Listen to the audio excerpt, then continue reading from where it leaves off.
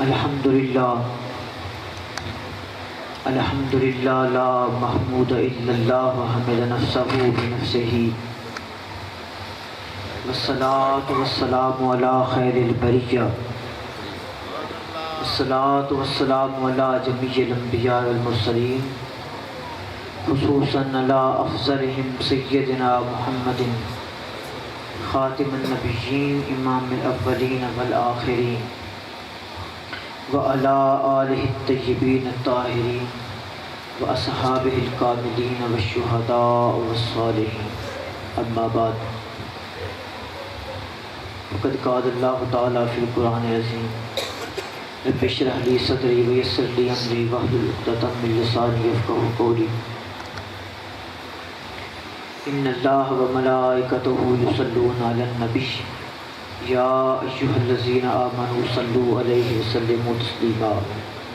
ایک دفعہ سب احباب نہایت ذوق کے ساتھ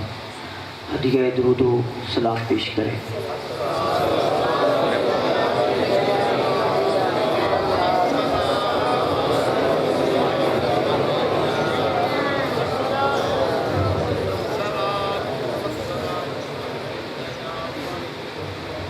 اللہ تعالیٰ جل مجدہ کی حمد و ثنا اور حضور نبی کریم رؤوف رحیم کی ذات بابرکات پر ہدیہ درود و نعت کے بعد میں بڑا شکر گزار ہوں اہلیان گاؤں پینٹ جیڑی جارے والا اور خصوصاً ان کے زیر نگرانی پروگرام ہے حضرت علامہ مفتی مولانا غلام رسول صاحب ربانی دامت برکاتہم العالیہ، زاد اللہ عمرہ وتقبل اللہ سعیہ۔ اللہ تعالیٰ ان کی عمر دراز کرے اور ان کی اس سعی کو، ان کی اس کوشش کو اللہ تعالیٰ اپنی جناب میں قبول فرمائے۔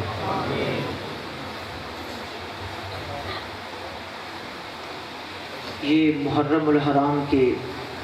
ایام ہیں اور ہم کو ذکر کرنا ہے نواسۂ رسول امام اہل الابتلاء فی الکرب والبلاء سید الشہداء ابی عبداللہ الحسین رضی اللہ تعالی عنہ کا۔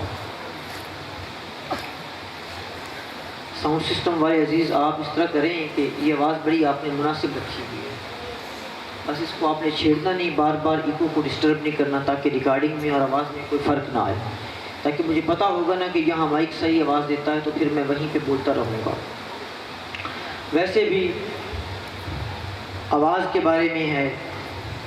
کہ آواز بھی ایک مناسب حد تک سنائی دینی چاہیے، جس طرح ہر چیز کے ماپنے کا ایک آلہ ہوتا ہے، ایک اکائی ہوتی ہے، پانی کو ماپنے کا ملی لیٹر ہوتا ہے، گراموں کو ماپنے کا ملی گرام ہوتا ہے، سماعت کو ماپنے کا اور آواز کو ماپنے کا بھی ایک اکائی ہے جس کو ڈیسیبل کہتے ہیں انگریزی میں۔ ڈیسیبل، ایک ڈیسیبل جو ہے وہ قابل سماعت آواز نہیں ہوتی، لیکن آواز ہوتی ہے۔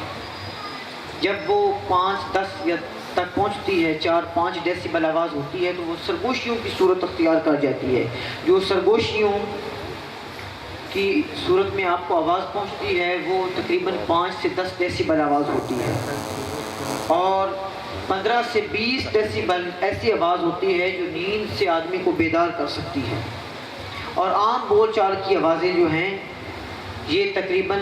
40 سے 45 ڈیسیبل کی آوازیں جو ہیں یہ قابل سماعت ہوتی ہیں، اور 55 سے 65 تک کی جو آوازیں ہوتی ہیں یہ شور اس کو کہتے ہیں۔ یہ آواز نہیں رہتی، اس میں ترنم اور موسیقیت اور جو تنغم کا عنصر ہے وہ ختم ہو جاتا ہے، وہ ایک شور کی صورت اٹھتی ہے۔ اور اللہ مہربانی فرمائے جو 80 یعنی 80 سے لے کر 90 تک کی جو ڈیسیبل آوازیں ہوتی ہیں وہ اعصابی نظام بھی متاثر کر سکتی ہیں اور سماعت کا قلع کما بھی کر سکتی ہیں، اور اس سے بڑی ہوئی آوازیں بعض اوقات جانوں کا بھی ضیاع ہوتی ہیں۔ سب سے بھیانک جو آواز نکلے گی اور سب سے خطرناک اور اتنی اونچی آواز ڈیسیبل کی ہوگی وہ سورہ اسرافیل ہوگی، جس سے تمام انسانیت اور پوری زندگی کا خاتمہ ہو جائے گا۔ لہذا آواز بھی، یہ میں آپ کو بتانے کے لیے کہہ رہا تھا کہ آپ جہاں بھی جائیں کہ آوازوں کو بڑا آپ دھیمے لہجے میں رکھا کریں، کیونکہ زیادہ آوازیں جو تقریباً 90 تک ہوتی ہیں یہ اعصاب کو متاثر کرتی ہیں۔ ویسے بھی قرآن مجید فرقان حمید میں اللہ تعالیٰ نے فرمایا ان انکر الاصوات لصوت الحمیر، سب سے بھیانک آواز گدھے کی ہے۔ گدھے کی آواز آپ کو کتنی مکروہ لگتی ہے، اس کا نہ کوئی ترنم ہوتا، اس میں نہ کوئی موسیقیت ہوتی ہے، نہ تنغم ہوتا ہے، بلا وجہ کی بے ہنگم آواز ہوتی ہے۔ اور قرآن نے فرمایا ان انکر الاصوات لصوت الحمیر۔ اور ایک جگہ اور ارشاد فرمایا